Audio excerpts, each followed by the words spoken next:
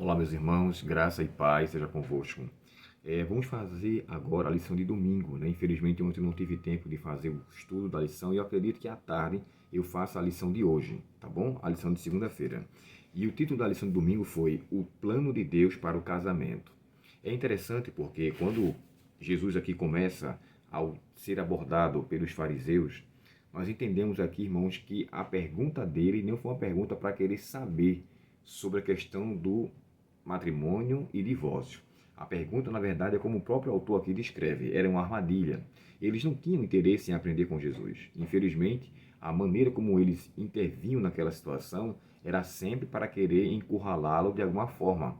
E Jesus, em sua sabedoria, responde de uma forma bem inteligente. Primeiro, Jesus faz uso ao que Moisés deixou escrito, e em seguida ele faz menção sobre o que Deus deixou de princípio lá no Jardim do Éden. Ou seja, ele faz de dois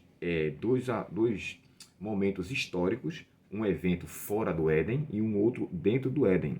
E como naquela época existiam duas escolas, né, de dois rabinos muito conceituados, inteligentíssimos, chamado Hillel e Shammai, um dizia que o casamento poderia ser, de fato, separado por alguns outros motivos, inclusive o adultério. Já a escola de Hillel era uma escola mais branda, era uma escola que poderia você se divorciar por qualquer razão. Então, quando os fariseus chegam até Cristo para colocar um desses dois ensinos em pauta, considerando que eles sempre prevaleciam mais pela tradição, por aquilo que eles levavam em consideração e ensinavam ao povo, Jesus sempre focava no ensino baseado nas Escrituras, e especialmente naquilo que Deus deixou e o que Moisés descreveu. E quando ele fala assim, Moisés nos deixou uma carta de divórcio. O propósito da carta de divórcio era para proteger as mulheres, uma vez que elas, ao serem divorciadas por uma razão banal, um exemplo, na escola de Hillel, poderia ser de fato ser divorciada se a mulher queimasse a comida. Essa mulher não deveria servir. Se a mulher fizesse qualquer uma coisa que o marido se desgostasse, ele teria, de acordo com esse princípio na escola de Hillel, desses ensinos, ele poderia separar-se. Deus deixou claro que o casamento ele é algo sagrado e aquilo que Deus juntou, o homem não deveria se separar. E o que é que eu entendo disso aqui? Irmãos, a expressão que ele fala assim, ambos se tornarão uma só carne, o termo um ali é uma expressão chamada echad, diferente de unidade do que é descrito de Abraão. Só para a gente entender rapidamente aqui, eu vou dizer para vocês. O termo hebraico echad quer dizer unidade composta de duas pessoas. Ou seja, Deus chega para Moisés e fala assim, ouve, pois, ó Israel, vosso Deus é único Senhor. O único também ali quer dizer echad, unidade composta de duas ou mais pessoas. E Deus é único Senhor no sentido de ser Deus Pai, Deus Filho, Deus Espírito Santo. Quando se trata de a união matrimonial de Adão e Eva, o termo também echad permanece ali, só que é uma unidade composta de duas pessoas, diferente de Iashid. Um exemplo, quando ele chega para Abraão e fala assim, pega o teu filho, o teu único.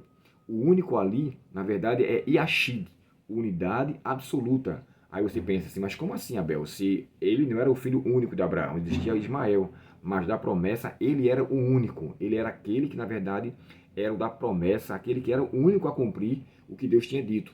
Então, quando aqui é dito unidade, na expressão uma só carne, é unidade composta.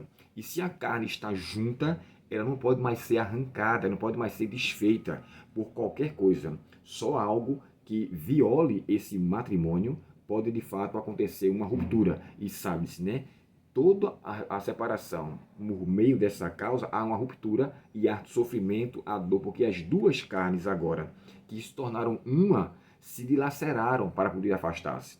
Então aqui nós entendemos a importância grande e Cristo queria levar em consideração o ensino do Antigo Testamento, o ensino que Deus deixou. Ele fala, né? No princípio não foi assim. O que eles queriam, na verdade, irmãos, é como o autor aqui descreveu, né? Colocar Jesus em uma situação que comprometesse a sua vida a ponto de levá-lo à morte, assim como foi com João Batista, em relação a Herodes, por ter se separado e ter ficado, se relacionado, se casado com a mulher do seu irmão. Aquilo levou João Batista à morte. Então, os fariseus, considerando então esse ponto, ele jogou uma pergunta aparentemente inofensiva para tentar deixar Cristo sem resposta ou expor ele em uma condição desfavorável, coisa que em sua sabedoria ele não fez. E ele deixa bem claro aqui no final, né, no verso 12, fala assim, ó, 11 e 12. Quem se divorciar de sua esposa, da mulher, se não for por adultério, se arrumar outra pessoa, ele comete adultério com ela. E se a mulher divorciada do marido se casar com outro homem, comete adultério também. Então o princípio aqui é, o que Deus uniu através do santo matrimônio, não seja separado por qualquer coisa, quer seja pela escola de Shammai, quer seja pela escola de Hillel. O princípio é absoluto, o princípio é o que Deus deixou escrito. E Moisés, quando a mulher de casa, ele fala assim, Deus fez isso, Moisés escreveu pela dureza do vosso coração, ou seja, ele deu à mulher uma liberação para a mulher poder se casar-se com alguém, já que existia esse preceito que eles criaram, não que Deus tinha feito. Ele cita Moisés, mas ele remete para a lei mais alta, aquele que Deus fez ali no Jardim do Éden, onde tudo era de fato perfeito. Deus, portanto, nos abençoe, irmãos. Mais tarde irei fazer com vocês o estudo da lição Jesus e as crianças, tá bom? Aguardo vocês mais tarde então. Vamos orar ao Senhor nesse momento. Querido Pai Celestial, nos ajuda a sempre sermos pautados pela Tua Palavra e não permitir com que nenhuma tradição venha ocupar espaço de nossa mente e nosso coração. Ajuda-nos a sermos fiéis a Ti nesse aspecto, ó Pai. Te pedimos com perdão dos pecados e em nome de Jesus. Amém. Deus te abençoe, um ótimo dia em sua presença e até o próximo estudo, se Deus quiser. Até logo.